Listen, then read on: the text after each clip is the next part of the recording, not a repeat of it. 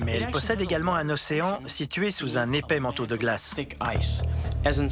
Elle est en orbite autour de Saturne, dont la force de gravitation est tellement forte qu'elle crée une énorme quantité d'énergie dans cette minuscule boule de 500 km de diamètre. C'est pour ça que l'eau glacée jaillit des failles à grande vitesse.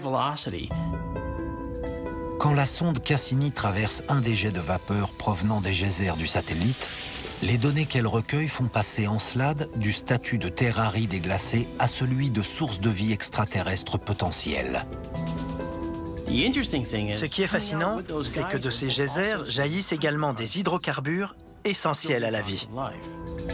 Encelade est pour moi l'endroit où on a le plus de chances de trouver la vie. Si on trouve de l'eau liquide, on peut évoquer la possibilité d'une trace de vie extraterrestre sous la surface d'Encelade. Si quelqu'un avait osé suggérer ça avant le lancement de la mission, il aurait été mis au placard. L'étape suivante, c'est de chercher ces formes de vie. On voudrait retourner dans ces jets avec des instruments plus sophistiqués et, dans l'idéal, rapporter un échantillon sur Terre. À suivre, des dégâts solaires à l'échelle cosmique. Il y a un trou, c'est le néant. Et quelque chose, là-haut, nous surveille peut-être.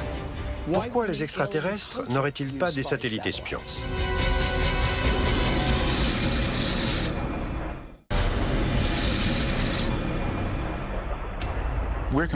On est complètement à la merci du Soleil. On ne peut pas le contrôler, on le comprend à peine, et toute forme de vie en dépend. L'astre solaire serait-il passé du côté obscur? Un immense secteur du Soleil semble avoir disparu. Il y a un trou, c'est le néant. Juillet 2013, au centre spatial Goddard, le siège de l'observatoire solaire et héliosphérique de la NASA. Sa mission? Observer le Soleil sous toutes ses coutures. Le projet SOHO est un système de détection précoce des phénomènes qui pourraient avoir un impact sur Terre. Les chercheurs qui étudient les données transmises par le satellite voient quelque chose d'extraordinaire. Une ombre gigantesque à la surface du Soleil. Un trou de 800 000 km de large. La NASA ne sait comment évaluer le danger. Quant aux images sensationnelles, elle laisse libre cours aux spéculations les plus diverses. C'était bizarre.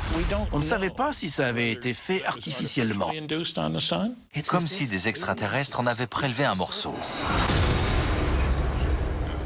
Quelle qu'en soit la cause, les conséquences risquent d'être catastrophiques pour nous. Une diminution du rayonnement solaire de